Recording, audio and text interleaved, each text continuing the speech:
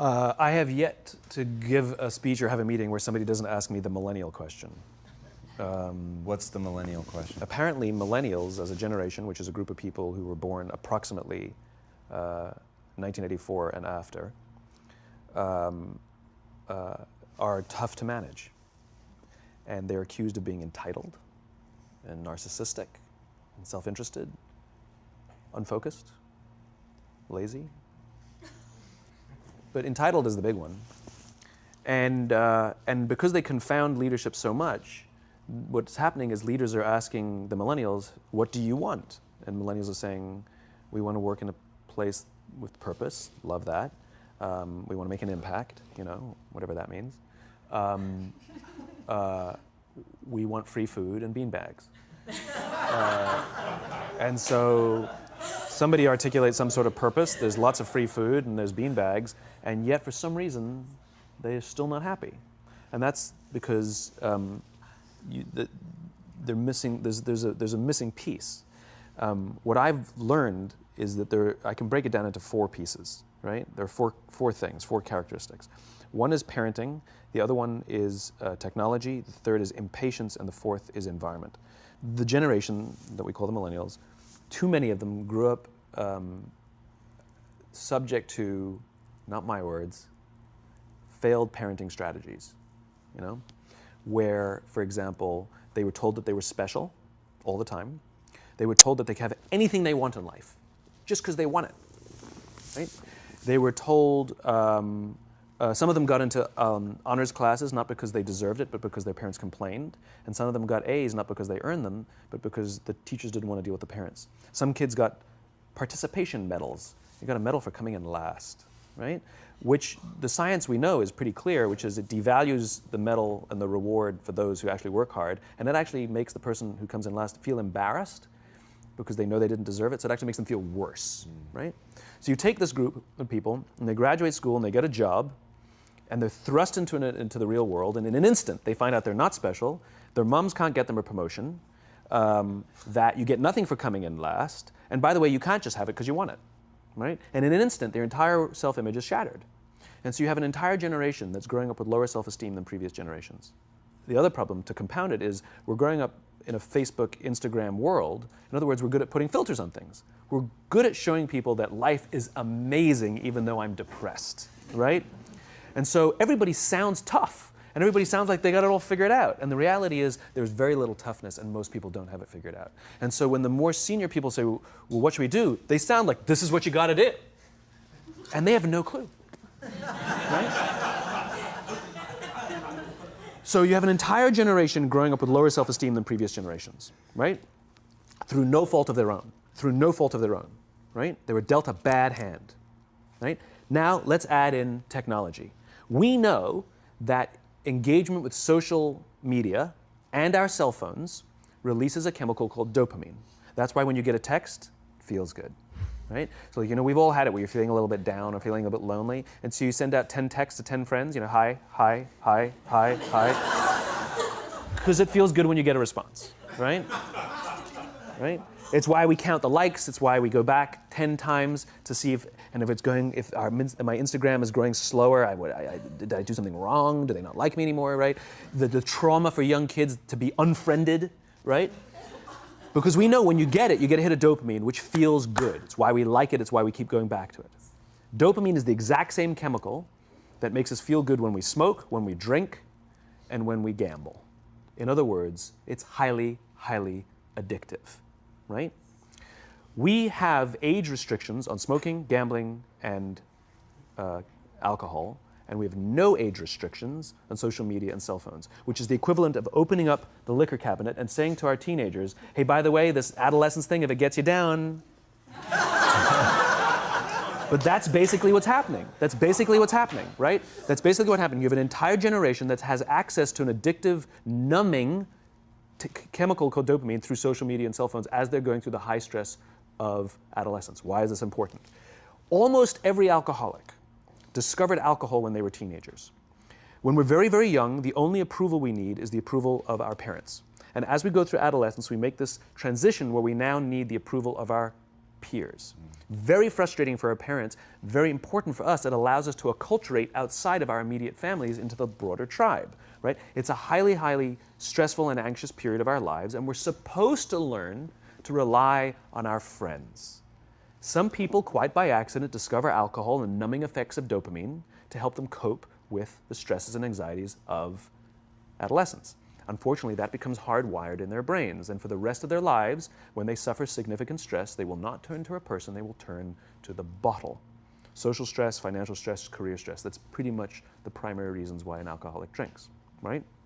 What's happening is because we're allowing unfettered access to these dopamine-producing devices and media, basically it's becoming hardwired, and what we're seeing is as they grow older, too many kids don't know how to form deep, meaningful relationships. Their words, not mine. They will admit that many of their friendships are superficial.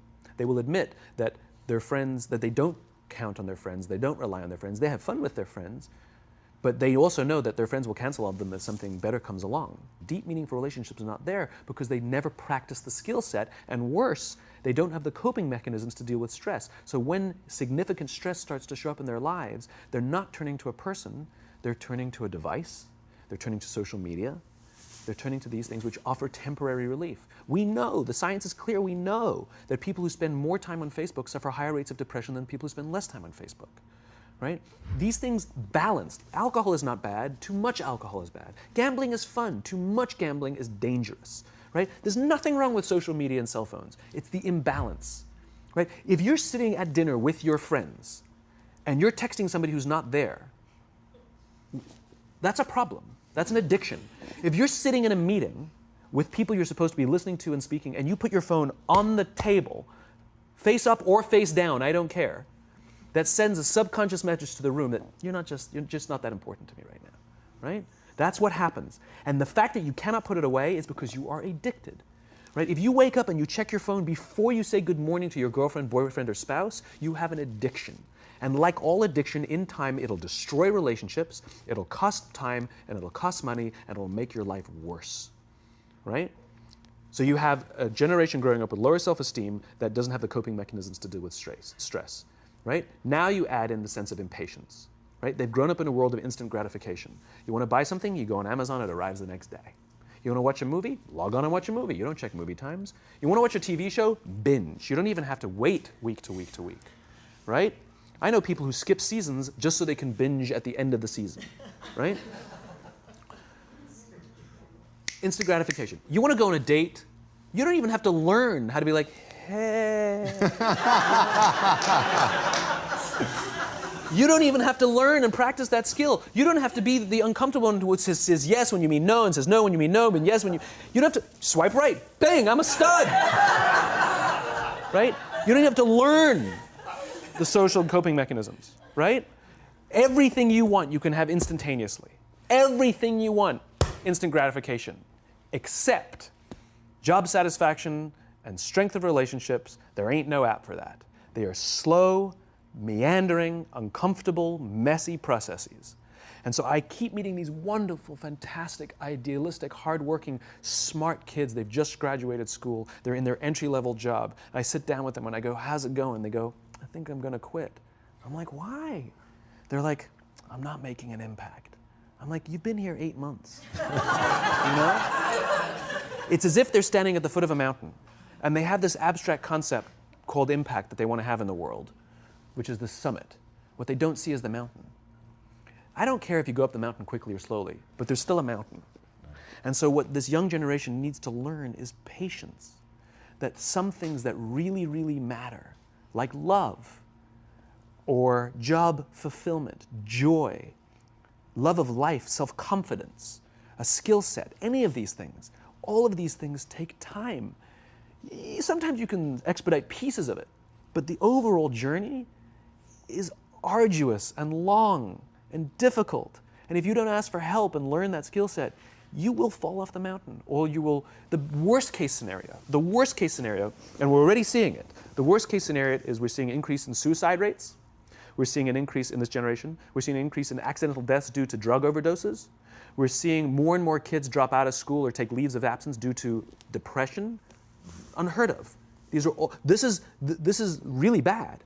The best case scenario, those are all bad cases, right? The best case scenario is you'll have an entire population growing up and going through life and just never really finding joy. They'll never really find deep fulfillment in work or in life. They'll just waft through life and it'll be just, it's fine. How's your job? It's fine. It's the same as yesterday. How's your relationship? It's fine. Like that's the best case scenario, which leads me to the fourth point, which is environment, which is we're taking this amazing group of young, fantastic kids who are just dealt a bad hand. It's no fault of their own. And we put them in corporate environments that care more about the numbers than they do about the kids. They care more about the short-term gains than the long-term life of this young human being. We care more about the year than the lifetime, right? And so we are putting them in corporate environments that aren't helping them build their confidence, that aren't helping them learn the skills of cooperation, that aren't helping them overcome the challenges of a digital world and finding more balance, that isn't helping them overcome the need to have instant gratification and teach them the joys and impact and the fulfillment you get from working hard on something for a long time that cannot be done in a month or even in a year. And so we're thrusting to them in corporate environments, and the worst part about it is they think it's them. They blame themselves. They think it's them who can't deal. And so it makes it all worse. It's not. I'm here to tell them it's not them. It's the corporations, it's the corporate environments, it's the total lack of good leadership in our world today that is making them feel the way they do. They were dealt a bad hand, and I hate to say it, but it's the company's responsibility. Sucks to be you, like we have no choice, right?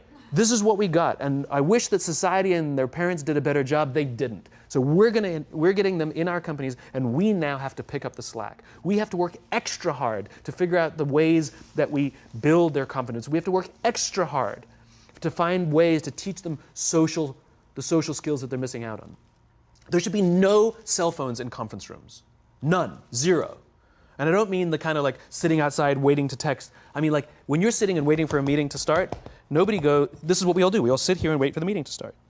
Meeting starting? Okay. And we start the meeting. No, that's not how relationships are formed. Remember we talked about it's the little things? Relationships are formed this way. We're waiting for a meeting to start and we go, how's your dad? I heard he was in the hospital. Oh, he's really good. Thanks for asking. He's actually at home now. Oh, I'm really glad. It was really amazing. I know, it was really scary for a while. That's how you form relationships. Hey, did you ever get that report done? Oh my God, no, I didn't. I'll help you out. Can I help you out with that? Really? That's how trust forms. Trust doesn't form at an event in a day. Even bad times don't form trust immediately. It's the slow, steady consistency. And we have to create mechanisms where we allow for those little innocuous interactions to happen. But when we allow cell phones in conference rooms, we just, okay, have the meeting. And then my favorite is like when there's a cell phone there and you go like this, you go. It rings and you go. I'm not going to answer that. Like, Mr. Magnanimous, you know? When you're out for dinner with your friends, like, I do this with my friends. When we're going out for dinner and we're leaving together, we'll leave our cell phones at home. Who are we calling? Maybe one of us will bring a phone in case we need to call an Uber or take a picture of our meal. Goes without saying, come on. I mean, I'm an idealist, but I'm not insane. You know? Not a heathen. I mean, it looked really good. We'll take one phone. And so it's like an alcoholic. The reason you take the alcohol out of the house is because we cannot trust our willpower. We're just not strong enough. But when you remove the temptation, it actually makes it a lot easier. And so when you just say, don't check your phone, people literally will go like this. And somebody will go to the bathroom, and what's the first thing we do? Grab the phone. Because I wouldn't want to look around the restaurant for a minute and a half, you know? But if you don't have the phone, you just kind of enjoy the world. And that's where ideas happen. The constant engagement is not where you have innovation and ideas. Ideas happen when our minds wander and we go, and you see something, I bet they could do that. That's called innovation, right? But we're taking away all those little moments, right? You should not, and none of us should charge our phones by our beds. We should be charging our phones in the living rooms, right? Remove the temptation. You wake up in the middle of the night because you can't sleep, you won't check your phone, which makes it worse. But if it's in the living room, it's relaxed, it's fine. But it's my alarm clock. buy an alarm clock. They cost $8, right? I'll buy you an alarm clock, right? But the point is we now, in industry, whether we like it or not, we don't get a choice. We now have a responsibility to make up the shortfall and to help this amazing, idealistic, fantastic generation build their confidence, learn patience, learn the social skills, find a better balance between life and technology. Because, quite frankly, it's the right thing to do. Thank you so My much pleasure. for coming. My pleasure. Thanks for having me.